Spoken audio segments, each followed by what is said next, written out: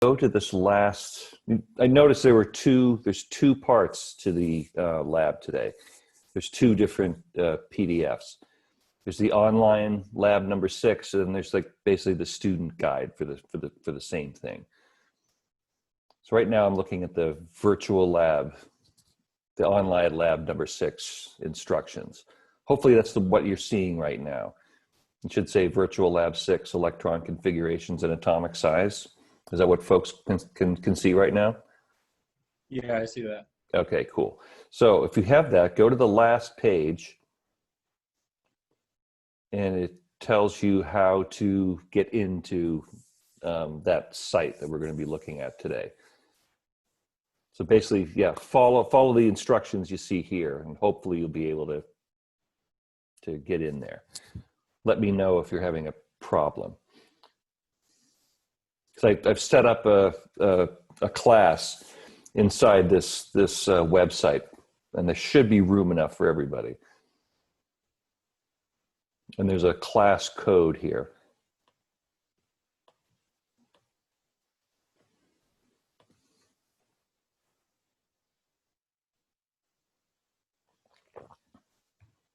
It'll give you a username and a password. Let me know if you're having any trouble with it.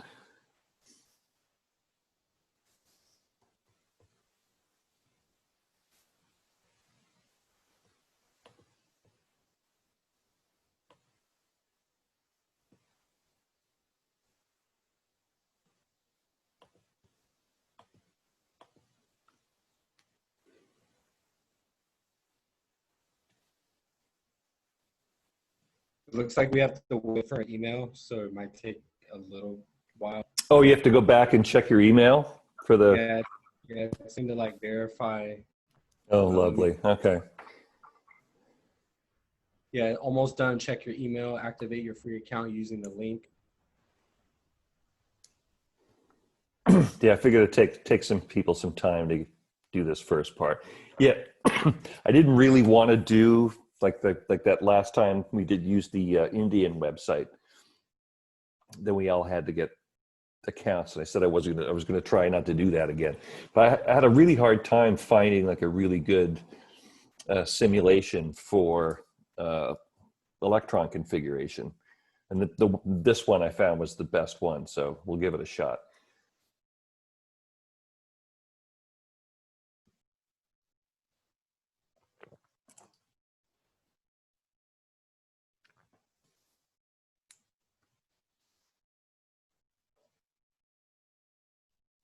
Still only got 12 people. Wow.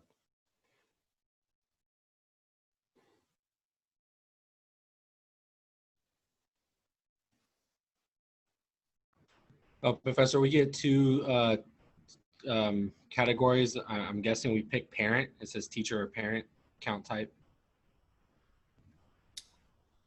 Teacher or parent? It should be student. There's no student there? Not from mine, unless I clicked the wrong way. Did anybody else see that? No, I just created a new account and it didn't really ask for any of that stuff. Okay, thank you. I'll try to redo it. Huh. I did the enroll in a class all the way in the bottom. I don't know if that makes a difference. Oh, okay. Yeah. Oh, wait a minute.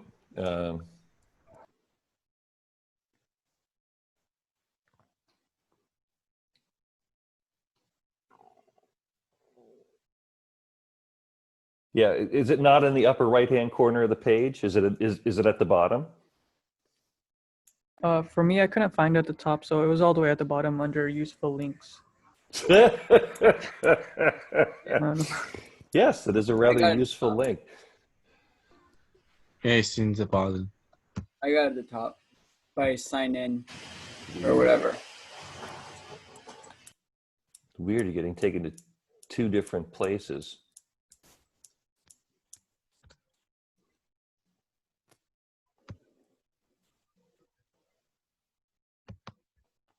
I wonder if it matters whether the email account you use has like a .edu at the end or not.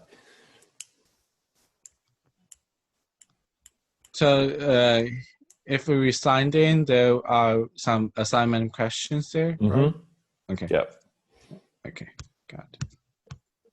My page isn't working at all. I don't know if it has to do with my Wi-Fi, but I'll keep trying, but just for right now, it's not letting me at all. So just even this very first page, you can't. Oh no, I got that one, but like when I try to go to the link, it's not opening up at all for me. So you're finding an enroll in a class link, but it's not opening. Oh no. Like I have the like I'm going to the website, but the website isn't opening at all. Oh, I see. Oh man, excuse me. Let me see if there's a problem here.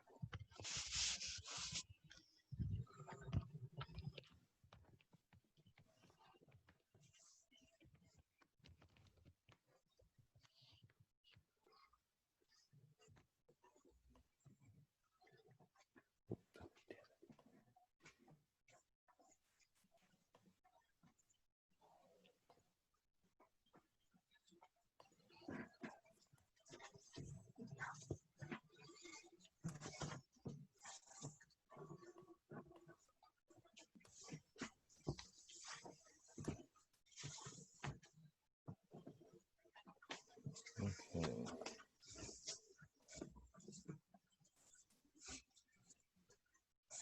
Oh yeah, useful links. Yeah, I see it there.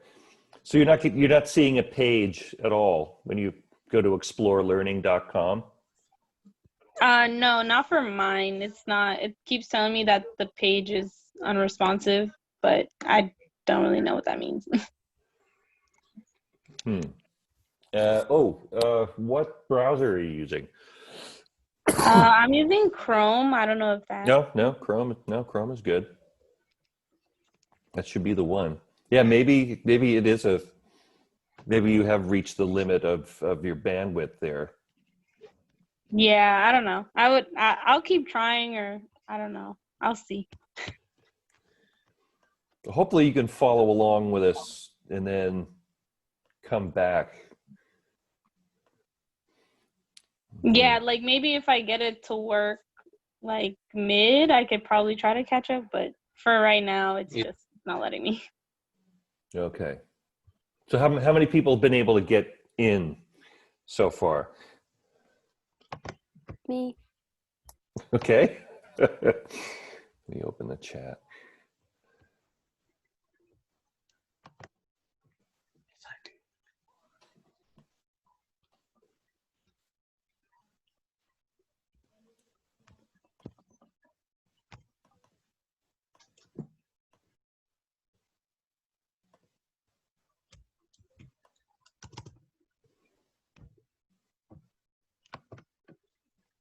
All right. So for the folks who can get in, sort of get started. For those who are still stuck, you can follow along with us and on the recording later, and hopefully you'll be able to get in at some point. Yeah, that's disappointing because one of the things I've noticed about this site was that it loaded very quickly. For me anyway, and that's with 3 people streaming at the same time in the house. So yeah, I thought maybe there wasn't a problem with it. Anyway, so for the folks you've gone to the site, you've enrolled in the class. Do you see that there's a link for today's lab in there? Should say like electron configuration.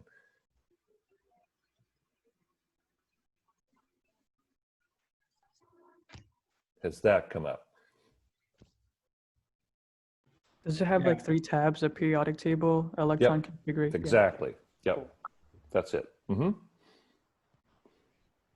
right. So first, let's sort of just look at, in general, what we're going to be doing today. So this is like in the very basic instructions, the first set, so lab 6. So it just gives a basic introduction with the different orbitals and sublevels, subshells we've been looking at so far.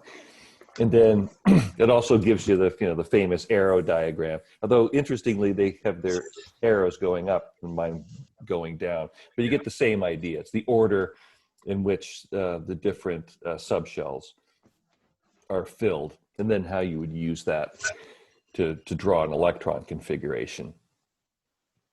So what we're going to do is sort of review these rules that we've sort of all already learned somewhat, and then link that to an actual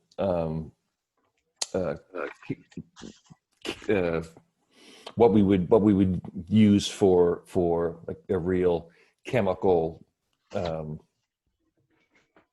behavior, which is sort of what we talked about this morning, which is linked to the atomic size or the atomic radius. How when you change the electron configuration, either going from left to right or up and down, it changes the size of the atom itself, and in a reproducible way, which we'll see this afternoon. So here's our three principles that we've learned so far. Where does the next electron go? Lowest energy orbital, according to Aufbau. If there's two electrons in the same place, or if when you're adding electrons, they must sort of go into single orbitals one at a time. So like p orbital, for instance, first one goes into the first p orbital, second electron goes into the second one, third one goes into the third one before they start pairing up. And then finally, Pauli says when they finally do pair up, they have to have opposite spins. And then it gives you an idea of just looking at potassium. This is one way of writing an orbital diagram. What it doesn't show with this particular way of showing it, it doesn't really give you the relative energy levels. So I think it's important to show the different energy levels here. Like for instance, you don't really get the idea that 1s is here, and then 2s is here, and then 2p is there, and 3s, 3p, 4s. You don't get the idea of the energy, the relative differences in energy, but it does allow you to show where the electrons are and which one are the core electrons, which ones are the valence electrons. We have our valence electron right there. And then this morning we sort of went over the noble gas configuration, or the condensed configuration, where you give the nearest noble gas, the next smallest element, that's a noble gas, and then increase the electrons from there. Pretty simple for the alkali metals, because they only have one more electron than a noble gas. And let's see. So what we're going to be doing, so hopefully we'll go to the learning, explorelearning.com, get our login, and this should be the page that you see after that. And as was mentioned, there should be 3 tabs here. The periodic table itself, so the first one.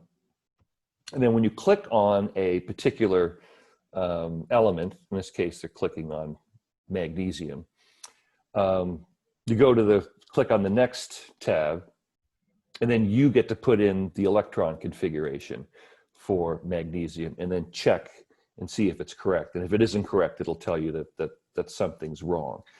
And then at the end, what we're going to do is they're going to show you what the atomic radius is, how big that element is. We'll make a note of that. And one of the things that should go into your lab report is a graph of one of the rows, and one of the columns, to give you an idea of the periodicity of this. As we go down a row, what happens to the size of the atoms? As we go across a period, what happens to the size of the atoms? Okay. So this is what the configuration page looks like. It's going to look slightly different on ours, because instead of having 1s at the top, it is 1s at the bottom, but it will show you what the atomic radius is. And then this last tab basically is just plots that radius versus the atomic number.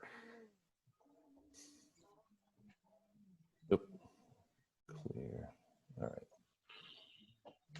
Like this. So you can see right here, it's got gives you an idea of the periodic nature of the very first row, the very first column, the first family. So we have hydrogen, lithium, sodium, potassium, rubidium, cesium. You can see that the size, the radius of the atom gets bigger and bigger and bigger and bigger as we go down that particular column. And it'll be the same for every column in the periodic table. And then there's the post-lab questions after that. So let's go and look at the guide to sort of give us an idea of what, when we get into the site, the sort of things we're going to be looking at. So this just gives you an idea, like once you get there, you can sort of follow along with this. So if you want to do this later, follow along with this. You don't need to fill out the answers here. I'm not going to check them, but it'll give you an idea of what it is we're going to be doing today, and maybe help you answer the post-lab questions at the end. So if you get lost on what we're doing today, or if you want to do it later, come back, refer to this. It'll give you an idea of what activities to do as we go through the exercise today. So I'm going to open up the page, hopefully. Those are not pre-lab questions? No.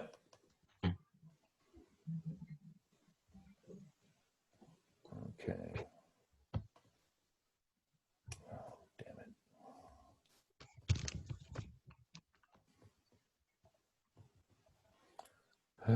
What's going on with this thing today?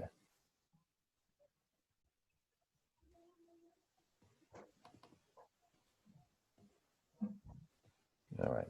So I think I've already signed up here. Okay. So can people see the web page now with Electron configuration? Yeah. I'm not sure exactly what it is we're looking at. Okay, Yeah. cool. So make this a little bit bigger, make it a little easier to see. And keep having things moving around on me.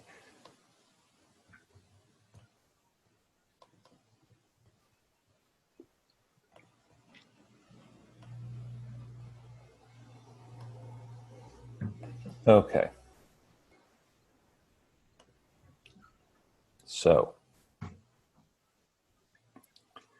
let's basically just start with the very simplest one.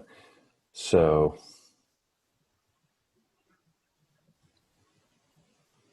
where are we? So let's go to hydrogen. That's the simplest one.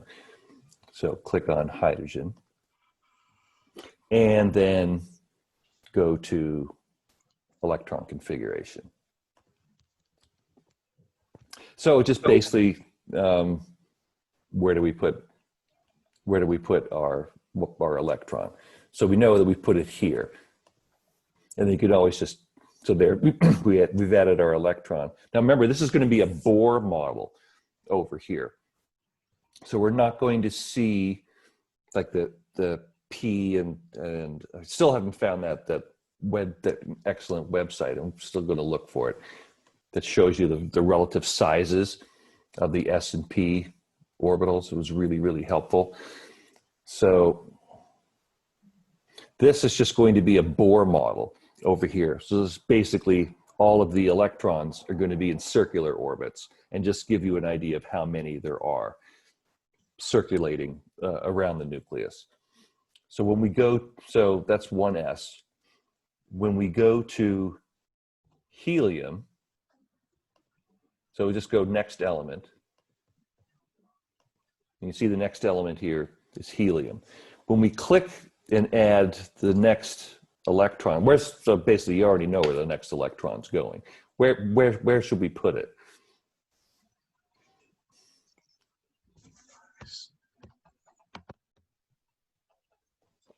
If we put it here and ask check, it'll say not placed in the correct energy levels.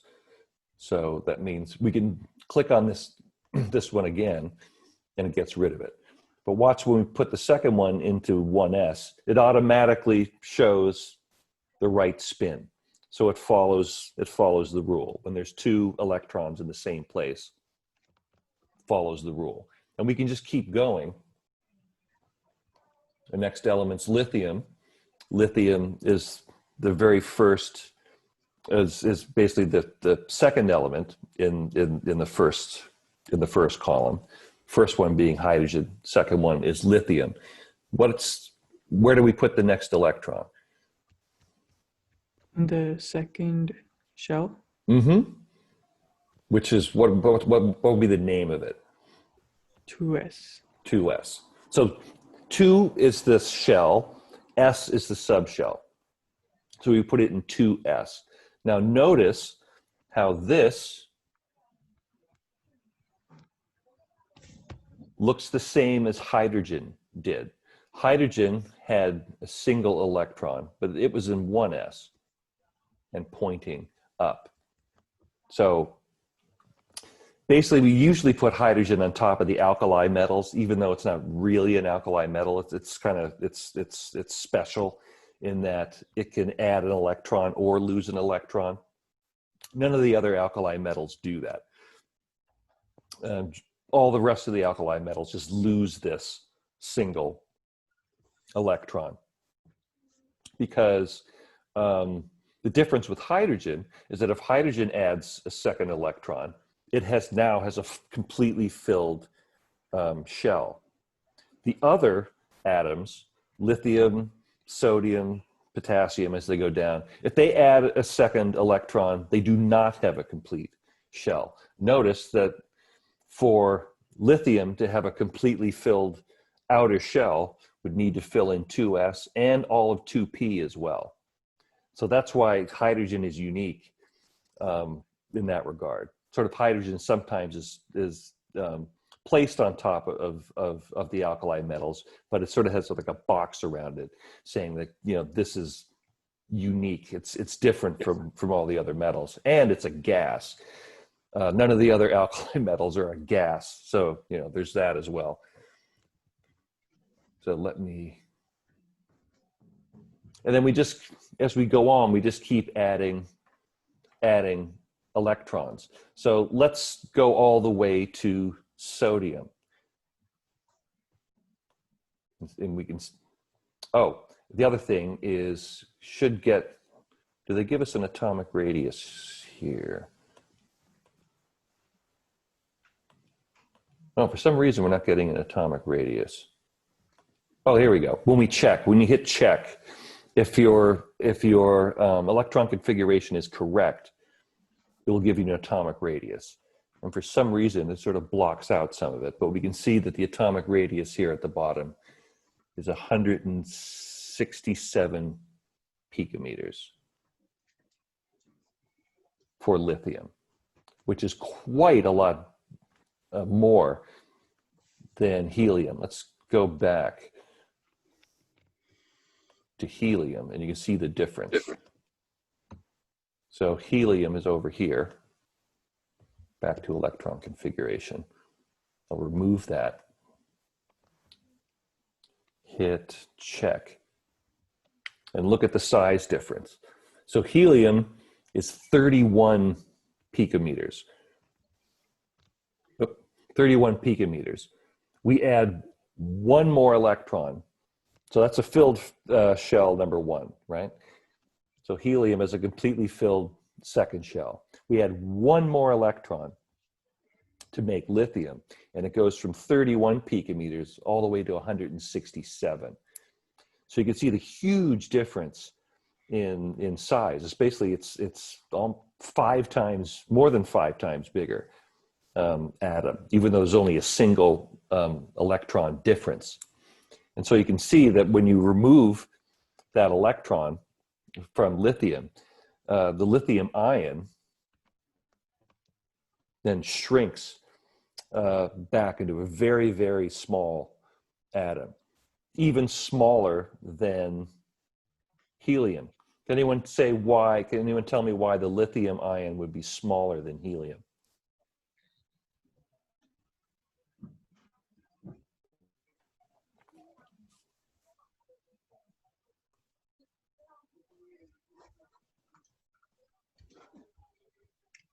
Because it has a charge.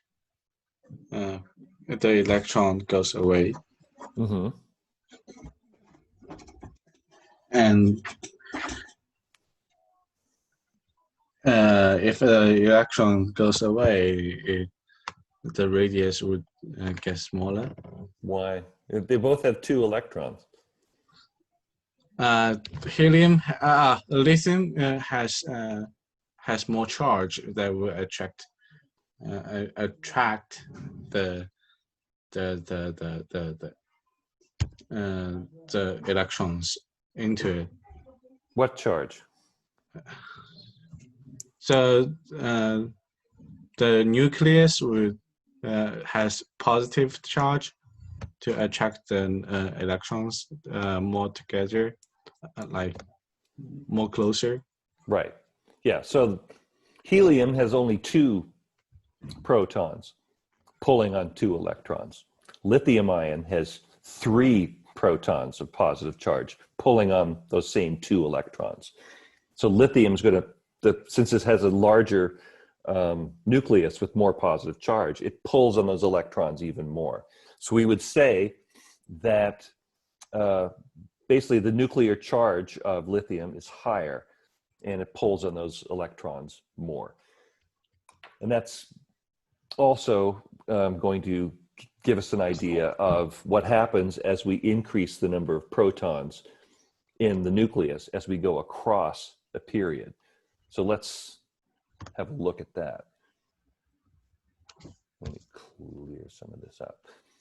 So you can see that we've increased the let's go to the next element. So we increase, so here's our lithium, and we increase the size of the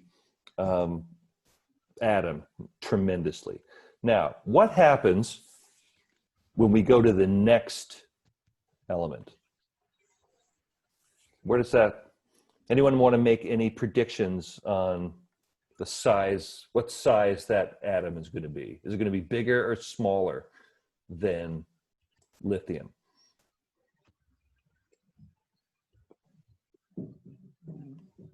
$100.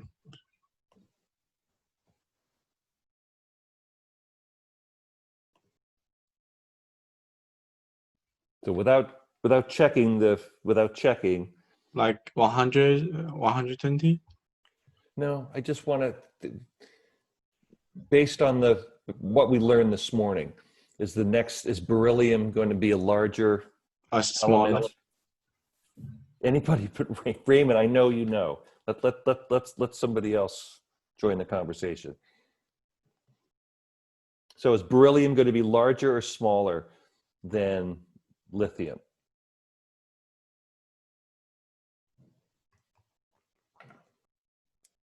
So lithium was what, 167, I think. Do we expect beryllium? Let's add, so first of all, where do we put the next electron?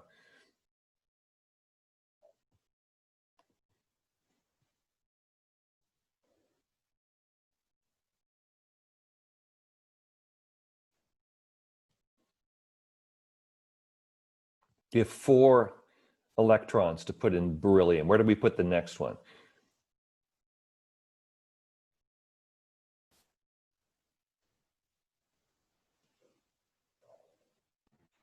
You fill up the rest of the 2s. That's right. We put another one in the 2s. And then so before I hit check, is beryllium going to be bigger than lithium, or is it going to be smaller? So I'm adding another electron. So instead of 3, now I've got 4. So does that make the beryllium atom bigger or make it smaller? I would bet it bigger. Okay. Just because there's more electrons, right? Yes, there is like interference between the electrons charge and pushing each other a little farther more Okay. with the orbit. Anybody else have a guess? I like it. You had a guess and a reason. That's what I'm looking for. Just to play devil's advocate, I would say small because the more electrons gets pulled closer to the nucleus. Why? Why would it get pulled closer? Because there's more of a attraction. From what? The negative electron. The negative electrons don't attract each other. They're negative. No, the negative of the electron being added would get more pull because it's more negative. There's that shell. More pull on what? Who's being pulled? That's sort of what I'm getting at. Who's being pulled by whom? The S shell is getting pulled towards the nucleus. By what? Basically, what's responsible for pulling electrons either closer or letting them drift further away? The charge of the electron is negative, and the charge on the neutron or nucleus is neutral. I don't know. I'm guessing. Doesn't have anything to do with neutrons don't have a charge, so they're not really involved. What is charged in the nucleus, though? The protons. Protons are. Right. So you're saying it would be a little bit smaller because there's now more protons in the nucleus? Well, as you're saying that, I remember you saying as we go across the period, we get more protons. We do. And then we're going to get more electrons as well. Yep. So meaning that charge will be greater between, or that pull will be greater between the protons and the electrons, making the shell come closer. Okay. All right. So let me check the chat, see who's suggesting more, who's suggesting less. So have we got votes for both? I can't see the chat for some reason. Oh well. So we got votes for bigger and votes for smaller. What's our final guess going to be? Man, chat is not showing up. Someone will have to keep me informed on the chat, unfortunately, because I cannot see it. Oh, wait, there it is. So agree, small. Adriana agrees. Okay, so what we're going to do, let's check it out. So we have basically 2 votes for smaller, 1 for larger. Let's have a check. So we hit check, and you see it's gotten smaller. Actually, quite a bit smaller. It went from 167 picometers, which was lithium, down to 112. And the only difference is we have 1 more proton and one more electron. Now, what's really happened here is that the distance, when we add another electron to the second energy level, so remember, the first number in any of these electron configurations is the energy level. So 1s is basically, if you remember, it's like that sort of circular shape or spherical shape around the nucleus. And then when we add 2s, we get a much bigger circular shell around the nucleus, much further away. In fact, we saw it went from, what was it, like the 30 out to 160. So you can see the 2s is much further away from the nucleus than 1s is.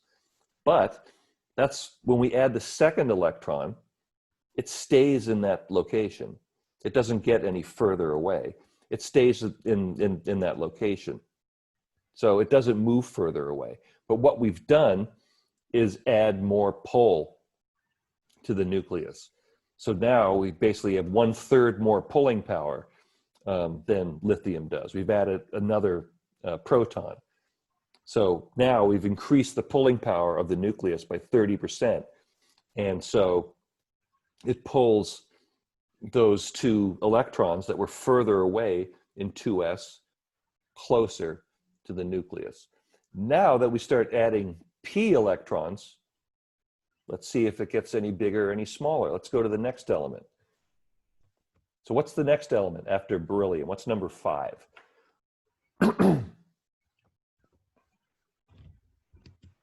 Boron. Boron. Don't be a boron. Okay, so boron has 5 electrons. So where do we put the next electron?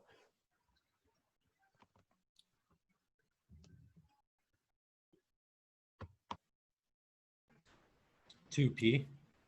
Yeah, and we can basically just throw it into the first 2p. It doesn't really matter which 2p you put it in because they all have equal energy. Remember, the p has looked like this. We had one p going like this, and the other one going like this, and then the last one was coming in and out. They all have equal energy. They're all completely equal to each other. So it doesn't really matter which one we put it in. We just basically just put it in the first one just because, you know, it sort of visually we can see that makes sense. But just remember that they're all equal to each other in every way. X and the Y and the Z, they're all equal to each other. So it doesn't really matter which one we put it in. But when we have 3, just remember they all need to be in separate locations to be as far away from each other as they can. So now we have 5 protons and 5 electrons.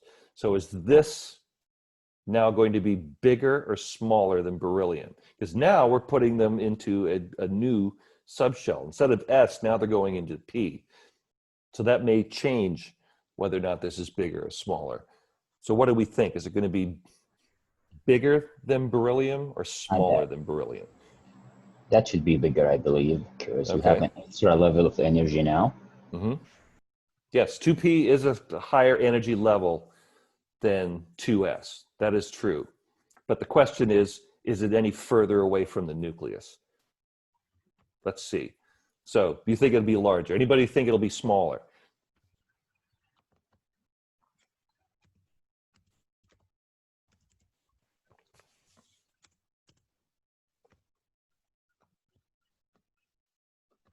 No one thinks it'll be smaller. So everyone agrees. Bigger or smaller? Raymond says smaller. So we got one vote each way. Who wants to tip the balance? If it's gonna keep the same concept, then I would think it's gonna get smaller. Man, I like it. Someone, you think we got something conceptual going here? That's a good way of looking at it. So let's check, see if we got this right.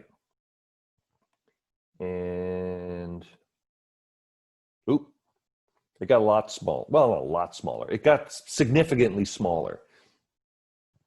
And because even though the p orbital is a slightly higher energy than 2s, we're still in the same shell. So physically, they're not that much further apart from each other. They're still in the second energy level.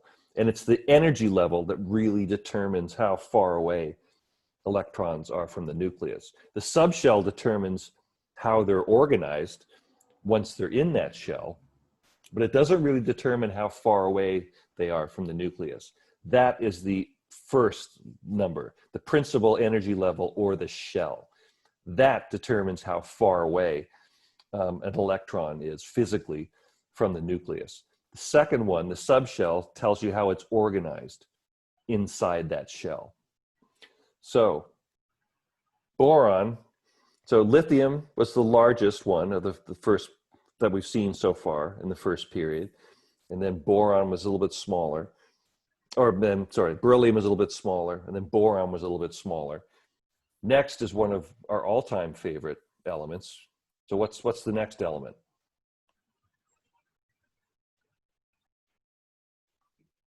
There's a whole class of chemistry named after it. Carbon. Next element.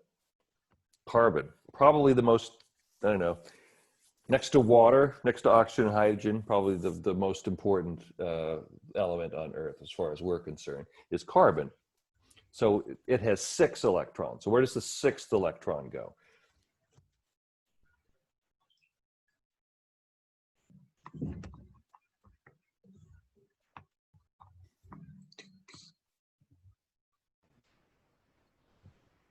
The second 2p orbital. That's right. Let's see what happens if we put it in, if we double up the first one and say check. Let's say that's not correct. Okay, so you're right. It goes into the second one because, as we know, electrons do not attract. So they want to be far away from each other. So they're not going to fill in the same area of space until they absolutely have to. So the first one went here for number 5, and then number 6 goes there. Now, probably kind of a trick question now. Is carbon going to be bigger or smaller than boron?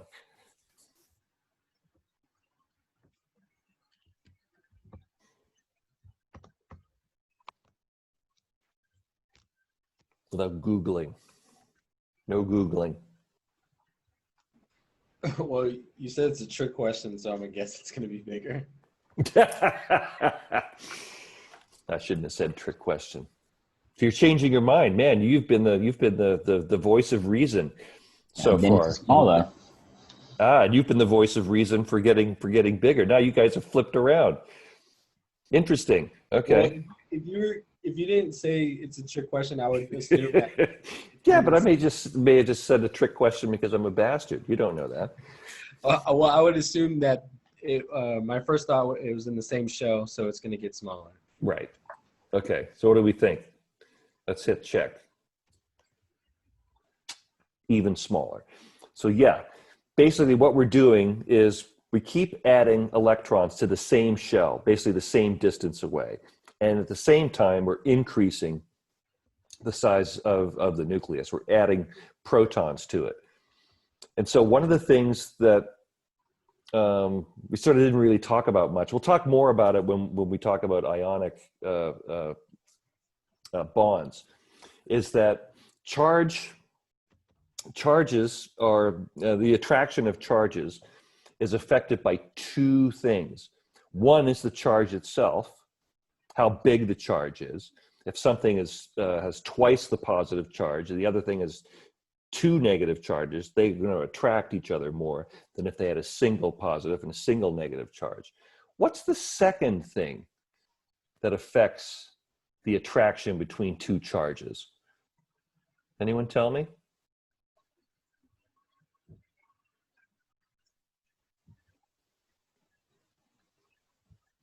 If you've taken some physics, it's a part of something known as Coulomb's law.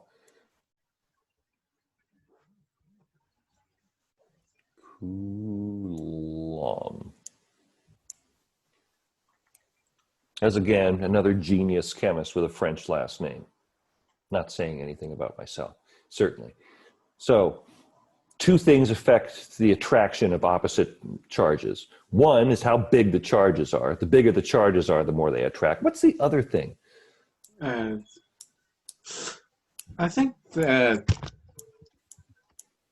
formula should be F equal to Q times C times over radius squared. So what's the other thing? So Q is the charge. What's the other thing? Radius, Which is the distance between. the distance. Right, the distance. So if 2 charges, and if you think about it, it's really quite logical. If 2 charges are really far apart from each other, they're not going to attract each other, are they? If they're infinitely far apart, there's no attraction between them. And so the attraction increases the closer and closer and closer you bring those charges together. And that's what's happening here. You're seeing electrons being added basically at the same distance. And you're increasing the charge of one of the spots. The nucleus is increasing in charge. And so each one of those protons is being pulled slightly closer because there's more pulling power. And so we'll see the exact same thing when we're forming ions. You'll see ions that have single charge, like sodium and chloride ion. They'll attract each other with a certain amount of force. But if you have magnesium, which has 2 charges, and another ion, let's say the sulfide or oxide that has 2 charges, that'll be held together a lot more strongly because there's twice as much charge. And the same thing is true here. See that if the distance gets closer, the pull gets closer, the attraction gets closer. And if the charge increases, they get pulled. And so both things are happening here. So carbon, we're now up to 6. What's the 7th element?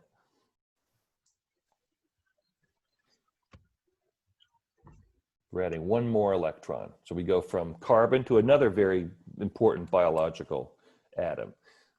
What's number 7? Nitrogen. Nitrogen. So, next element. So without nitrogen, we can't grow any plants and you can't have any DNA. So kind of important that we have nitrogen.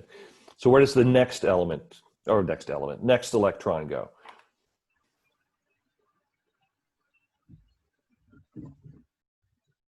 Do I fill one of the, I could now fill one of the 2p orbitals completely. So should I do that? Legal. I couldn't hear you. What was that? I said illegal. Illegal. So... yeah, so you get pulled over by the orbital police for trying to pull that stunt. So where do we put the next electron?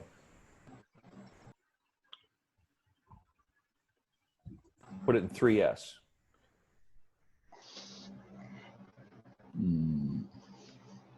Nope. All right, that doesn't work. So where do I put the next electron?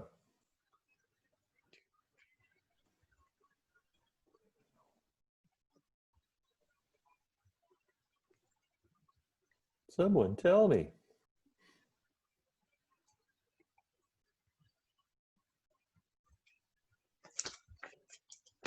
Yes, Nang. 3rd box, 2p. And remember, each box is an orbital. So when we break down the quantum numbers, the first one is the shell, so that would be 2. The second one is the subshell, that's the p. The third one is the orbital inside p. So in this instance, that's the 3rd orbital inside p. What would be the number, the quantum number for that particular orbital, the last one there? Anyone tell me what it would be? So first one is 2. Second one is 1 for the p orbital. What's the third one? Or the p subshell, sorry. What's the 3rd number?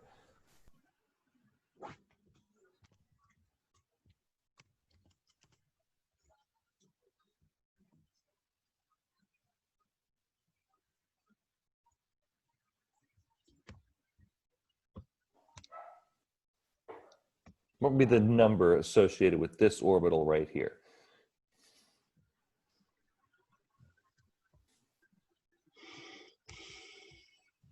Yes, Nan, you're on top of it today. +1, right, because the first one, remember, the 3rd number, which is m to the L, tells you which orbital you're in. And so since n is 2, because we're in the 2nd level, then L is 1, because we're dealing with the p orbital. And remember, m to the L can go from -L to +L.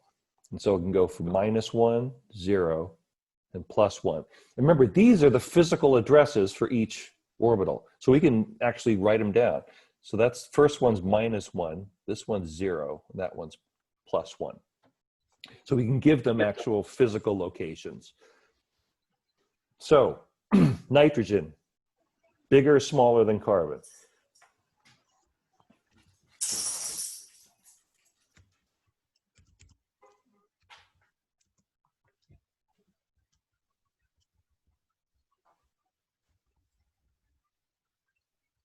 Check in the chat. Bigger or smaller? Nang, what do you think? Smaller. Yeah, it keeps getting smaller. That's exactly right. Let's not say it's exactly. Let's hit check first. I don't want to go out on a limb here. Yeah, smaller again. So we've gone from 167 picometers when there was only 3 protons with beryllium, and as we go across the period, it's got smaller and smaller and smaller and smaller, almost as small as helium. Not quite that small yet, but getting close. So our next element after nitrogen has 8 electrons. So what would that be?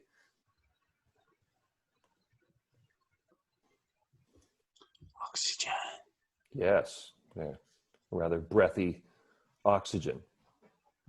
So notice that with nitrogen, we have three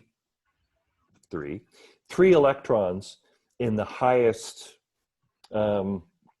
energy level. So we have 2 in 2s, and that's filled, and we have 3 in 2p. Strangely enough, nitrogen makes 3 bonds. We will learn that nitrogen makes 3 bonds. And then those electrons that it shares with another element fill those 3 orbitals.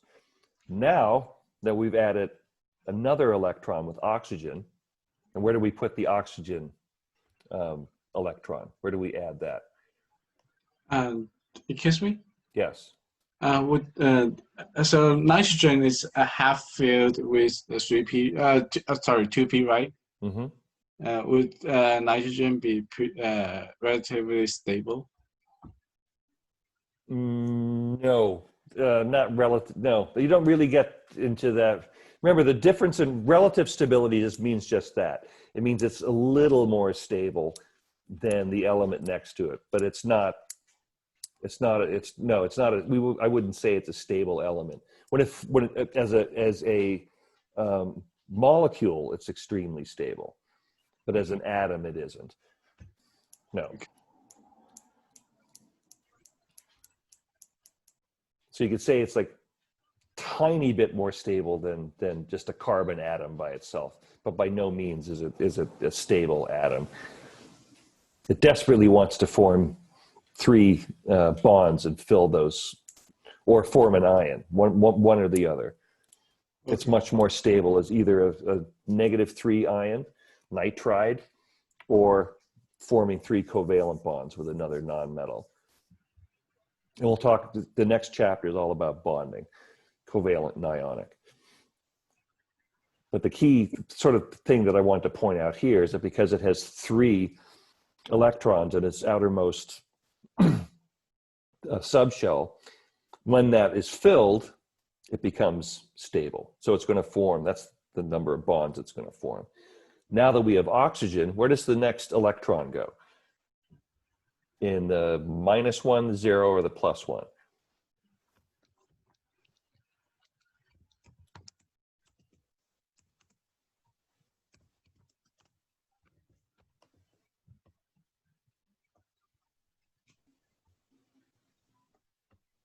Or since the 2p is half filled, can I now start adding electrons to the 3s?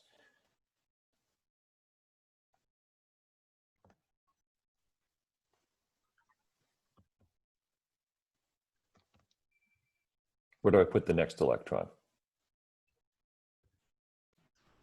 Oh, Professor? Yeah. What you just said about putting for next to the, now going to 3s, isn't that for just transition metals? Yeah, that's what I'm asking. Is like, do we put the next electron in 3s because the 2p is half filled, or do we have to fill 2p first? Can't you put it in any 2p going down? Yes, you really could. Actually, that's a really good point, because theoretically, yes, that's absolutely true. We mainly just put it into the first one just because, that's the sort of the habit. that's we sort of accept that as the way to do it. But that's a really good point. You wouldn't be wrong putting it in any of them. So let's try putting it in a different one and see if it tells us whether we're wrong or not. I'll put it there and then hit check. Yeah, it doesn't matter where you put it. No, that's good. I never tried that before. So that shows you can do that. And notice our size now has gotten even smaller. So we're continuing to get smaller and smaller and smaller as we're going across. And now with oxygen, notice how many electrons does it now take to completely fill the 2p subshell?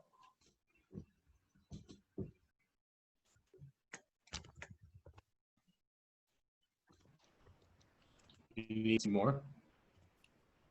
How many more does it need to completely fill the 2p subshell?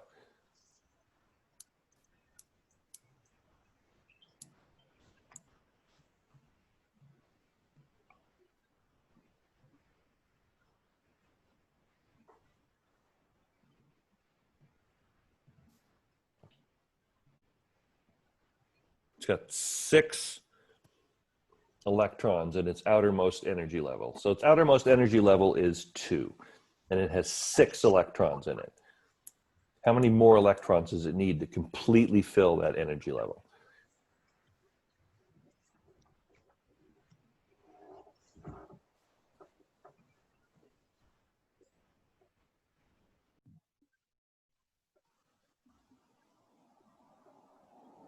Ariana, correct. 2 more. Needs 2 more. And they would go there and there. And so once that's filled, it's a very, very stable electron configuration. That is why when oxygen becomes an ion, it has a -2 charge. Because it takes 2 electrons from somebody else and puts them in the 2p orbital. Now it's completely filled. And so it is now a very stable ion. Or it shares 2 more electrons with another nonmetal, and it gets its additional 2 electrons that way. But either way, it just needs 2 electrons in order to achieve chemical nirvana with the magic number 8. 8 being the number of electrons in the S and P orbital to fill them completely. So what's next? So we got oxygen at 8. What's after oxygen?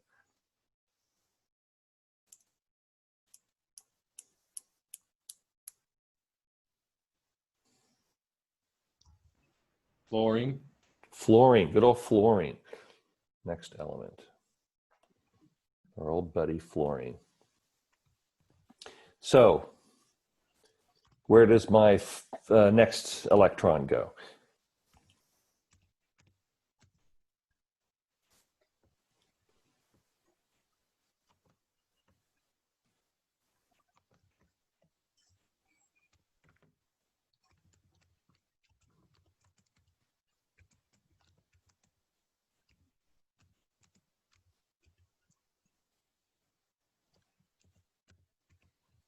So over here on the left, that's the electron configuration of oxygen. How's the electron configuration of fluorine going to look different? Where does this next electron go? My 9th electron.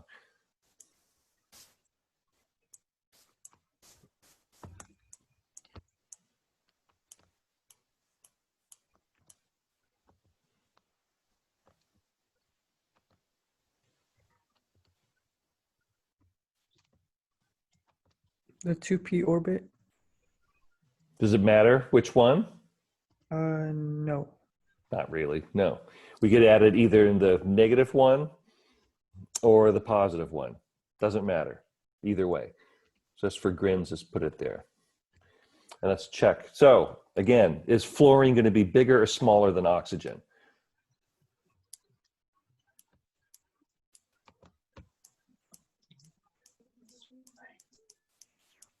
Ryan says smaller. He's on the smaller train.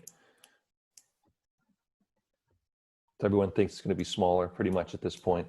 They've all been smaller so far. Eventually there has to be a break to this rule, doesn't there? Anyone want to say bigger? Way smaller. All right, let's check. Yeah, even smaller. So now we're down to like 42. We're down to like a very small. And we'll learn on Thursday that this is why fluorine is the most electronegative element there is. Now, electronegative means it pulls on electrons harder than any other atom. So basically, if fluorine wants if fluorine's coming for your electrons, it's going to get them. So it means it pulls on electrons really, really hard. Why? Two reasons. Because it only needs one more electron to fill its outermost shell. And two, it's tiny. And so it has 9 protons in the nucleus, and it has 9 electrons around it that are very close to the nucleus. So it is pulling on those electrons really, really hard. So the addition of one more is not that difficult because it's pulling on them. It has such pulling power. And so when we talk about elements that are able to attract electrons to itself, fluorine is the gold standard. Fluorine, well, is the fluorine standard, really. It pulls on electrons harder than anybody else.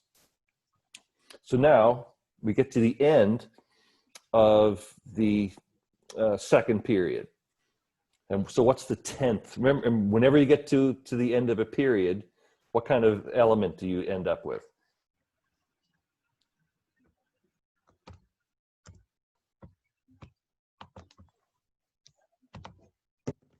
Someone's typing it in. When you get to the end of a period, you always end with the same kind of element. What kind of element is that? Jovan, yes. Noble gas. Why? Because when you get to the end of a period, now you've filled all the orbitals there are. You've filled all the orbitals, you've filled the subshells, you've filled the energy level. Everything's filled. And so there's no more room for any more electrons. And so you have a very stable element. So what is the noble gas in the second period? What's next? Element number 10.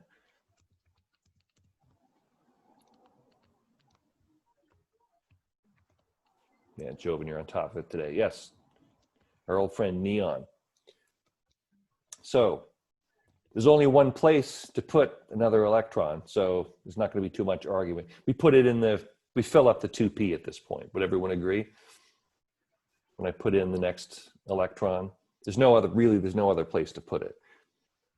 Notice that now I have 2 filled shells. The first shell that only has S is filled.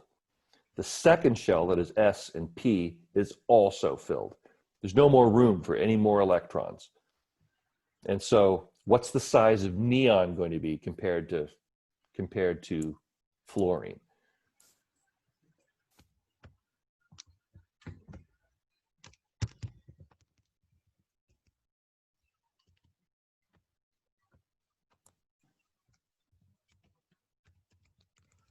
It's going to be bigger because now we got a full shell now. So do you think it's going to be bigger now or smaller? 50. Couldn't hear you. Smaller. Smaller, even smaller. Anyone think it's going to be bigger because now it's complete?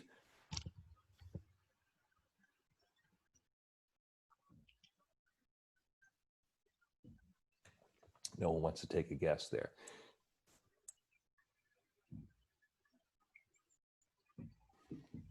All right, let's check.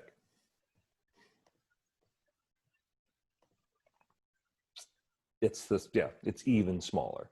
So you'll find that the noble gas at the end of the period is always the smallest atom as you go across. It's slightly smaller, not much smaller, but slightly smaller.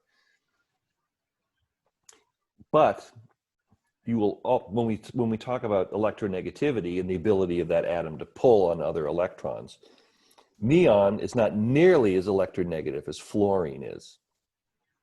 Why do you think that is? Why do you think neon does not pull on other elements' electrons, but fluorine does? Because it's noble gas. What does that mean?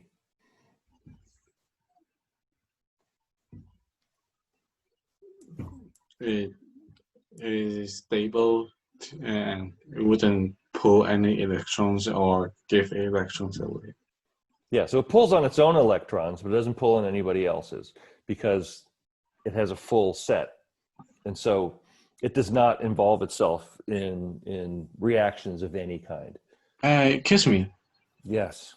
The radius is different from what I look at. Yeah, I don't know what you were showing me this morning, but yeah, the size of the noble gases are smaller than they're the smallest of the row.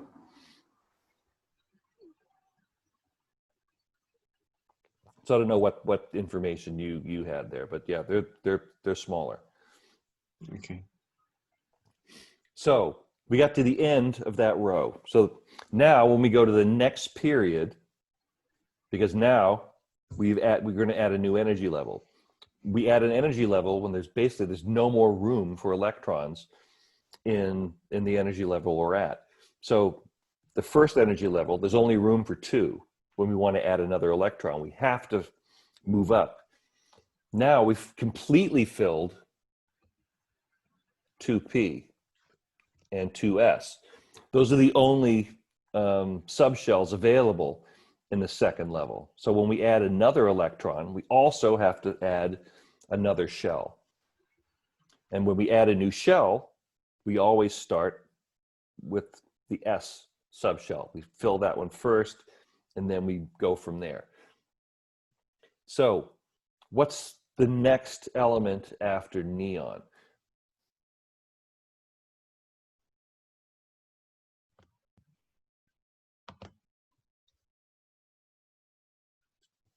Sodium. Sodium. Sodium's number 11. And so sodium, where do we put the electron for sodium? In the P or the S?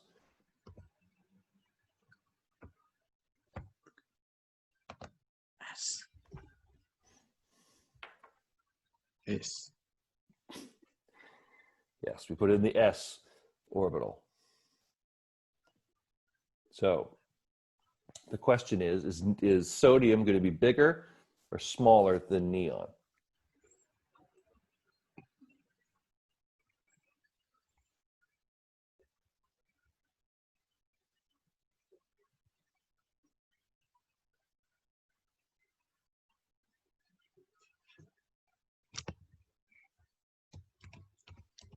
Jovan says bigger.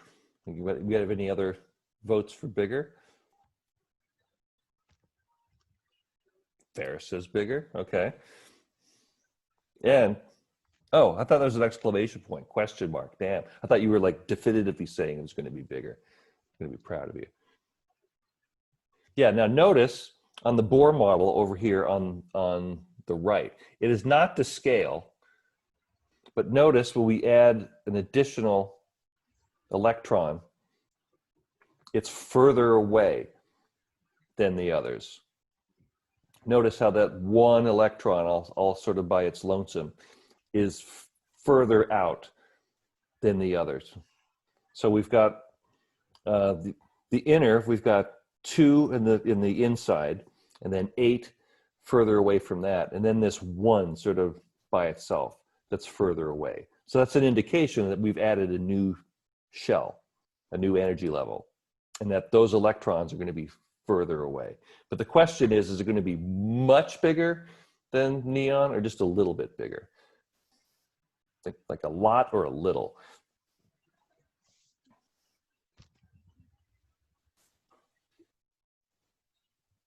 Because I think neon was what, around 35 to 40 picometers. So is sodium going to be a lot bigger than that or slightly bigger, like 60, 70 picometers? Jovan says a lot. What do you think, a little or a lot?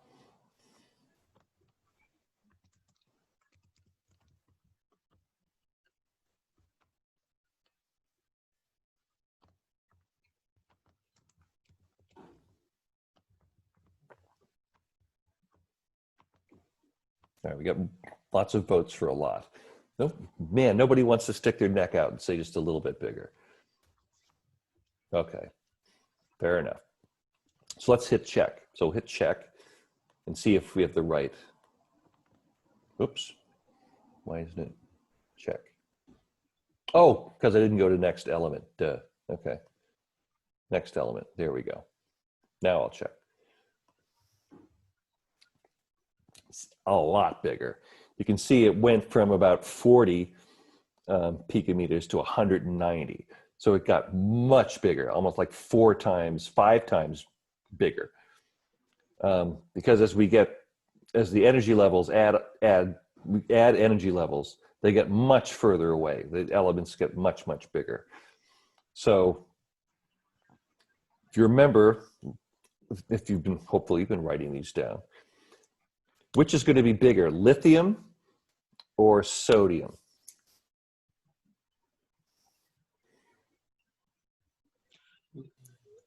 Sodium. Why is that? Lithium was 167. Sodium is 190. So, but why is sodium bigger? It has another shell.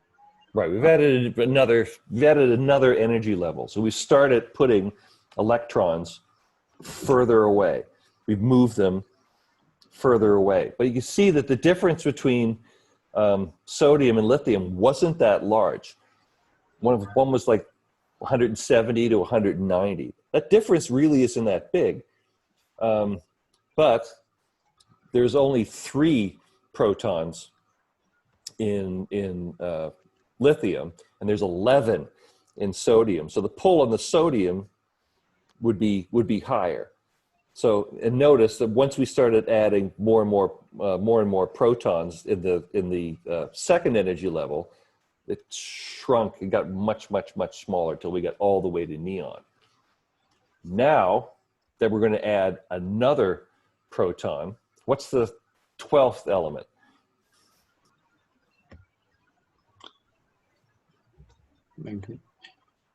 Excuse me. Yes. But why would lithium be much bigger than hydrogen? Because it's a second energy level. Hydrogen only has 1s, lithium is 2s. 2s is much bigger than 1s. Okay. So what's the 12th element? So we move one, now we're in a third period and we're going to the right. What's the next element after sodium? Number 12. Magnesium. What is it? Magnesium. Magnesium, Number that's right. 12. Number 12 is magnesium. So where do we put the next electron? Is it 3p or 3s?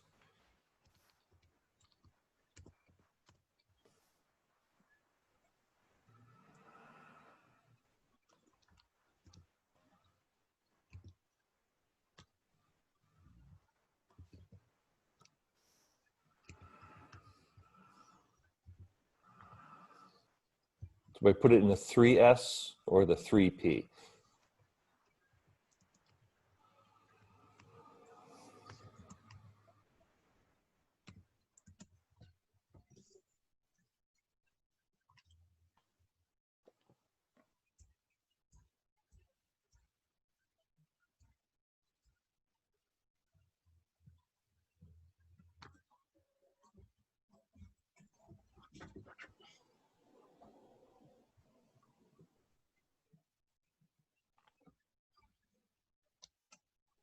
Yes, fair. So you have to fill up.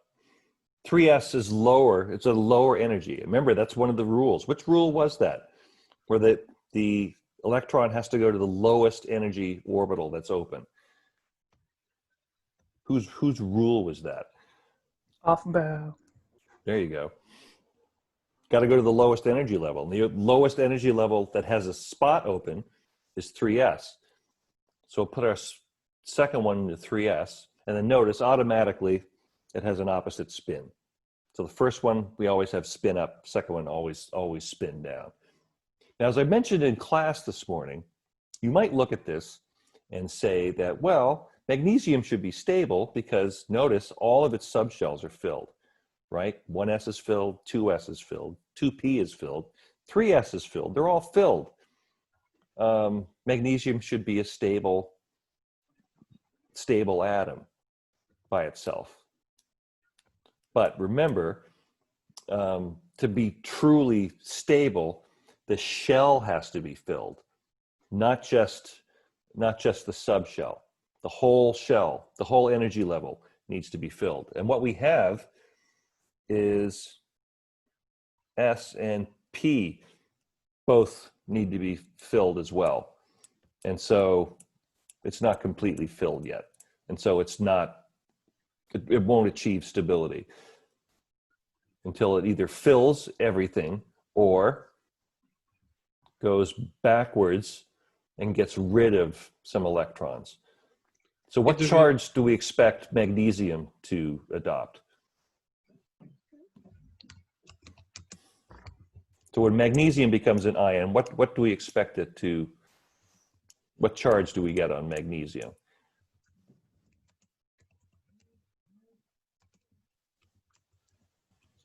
+2. +2. And it's these electrons right here that it loses. And when it loses them, now the magnesium 2+ ion has the electron configuration of neon. It has a completely filled first and second shell. Okay? All right. So is magnesium going to be bigger or smaller than sodium?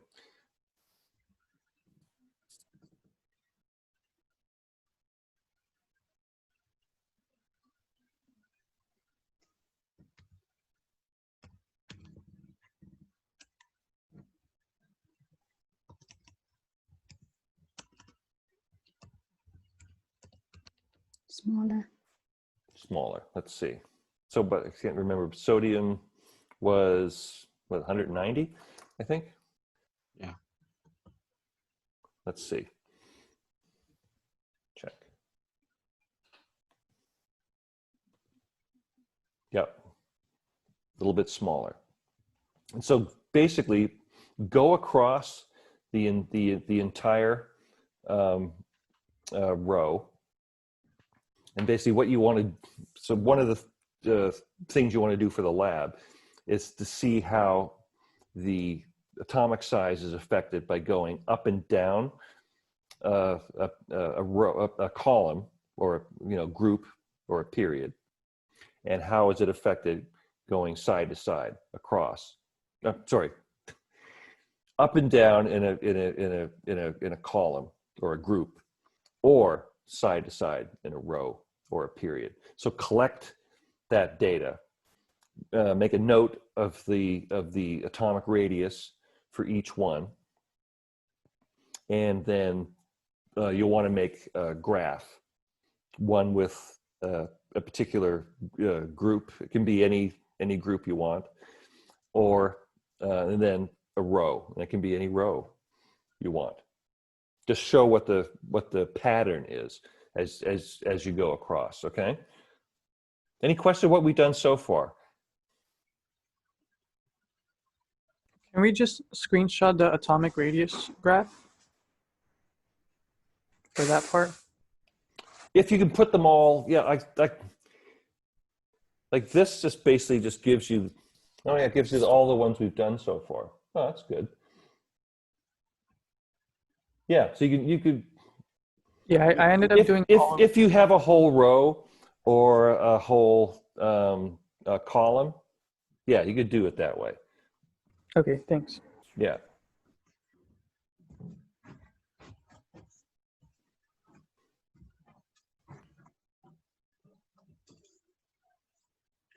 Okay.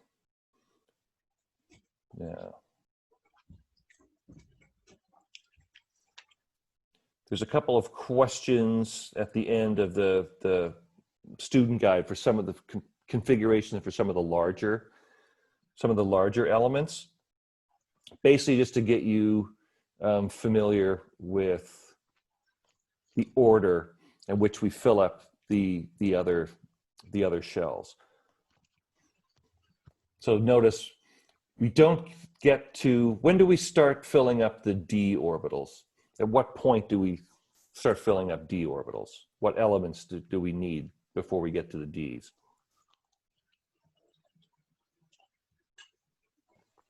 It's a particular set of elements. As soon as we start filling d orbitals, remember what they were? Transition. Yeah, the transitions, right?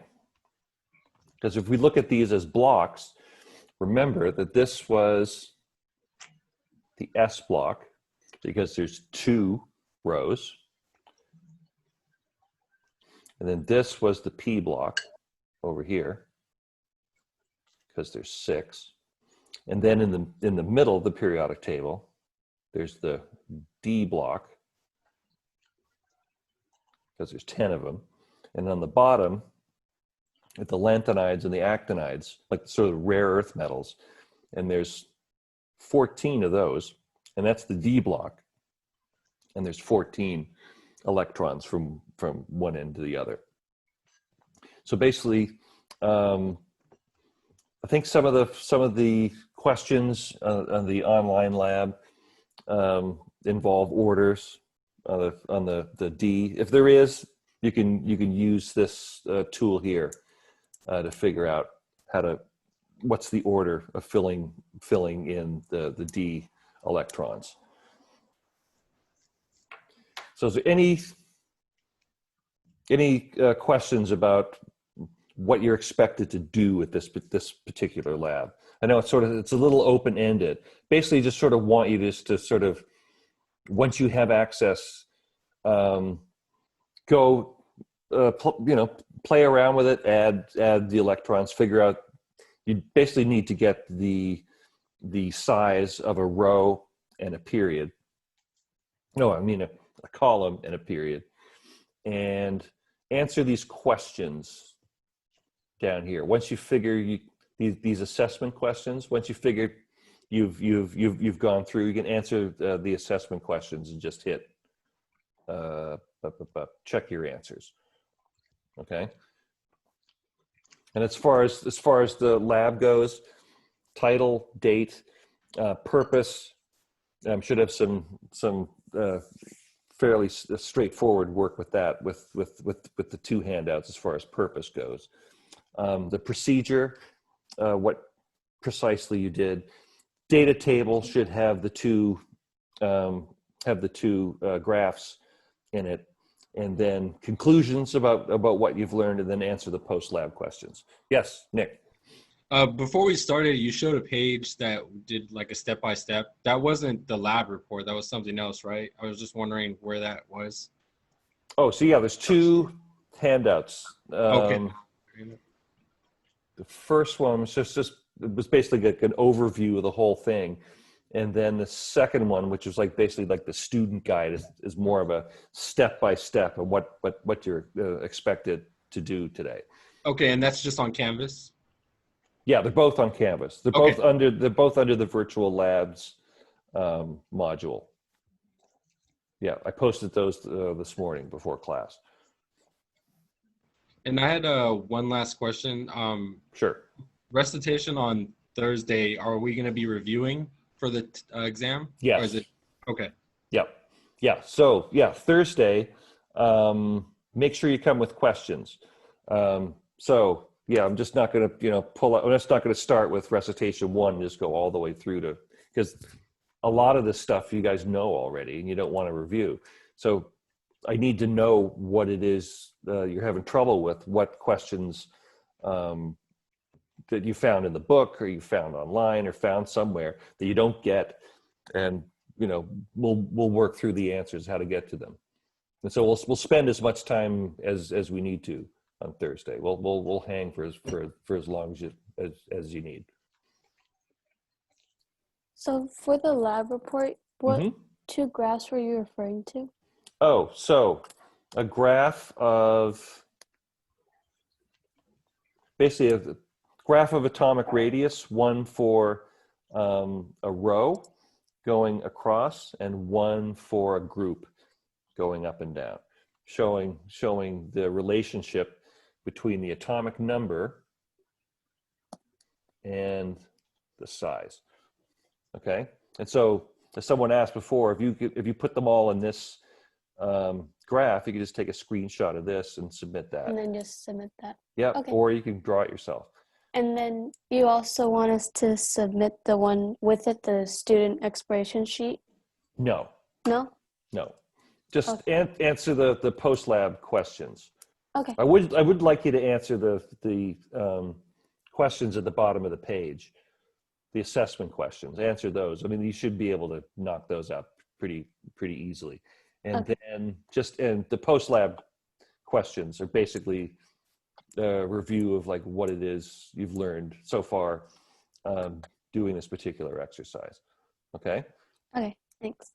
Oh yes. So Ryan, as far as error, hopefully not much, right? Since we're just basically, yeah, there wouldn't be much of a source of error in this, unless you could say that you put an electron in the wrong place or something. Maybe, I don't know. Would it be different for the Bohr model or different models? The Bohr model, that's just showing you, that's just giving you a very basic understanding of like where the electrons are. Man, I need to find that website. It's so cool. So it does not represent in space where those electrons are. Let me go back.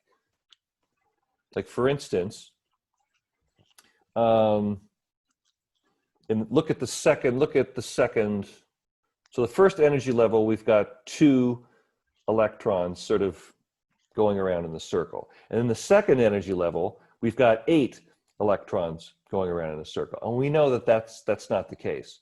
Only the s electrons travel in a spherical orbit. The p electrons do not do that. So this is just a really like bare bones representation of where the electrons are relative to the nucleus. It does not represent actually where they are in space.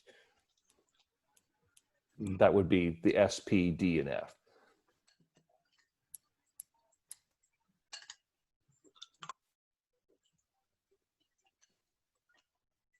All right. Anybody else have any questions before we wrap it up?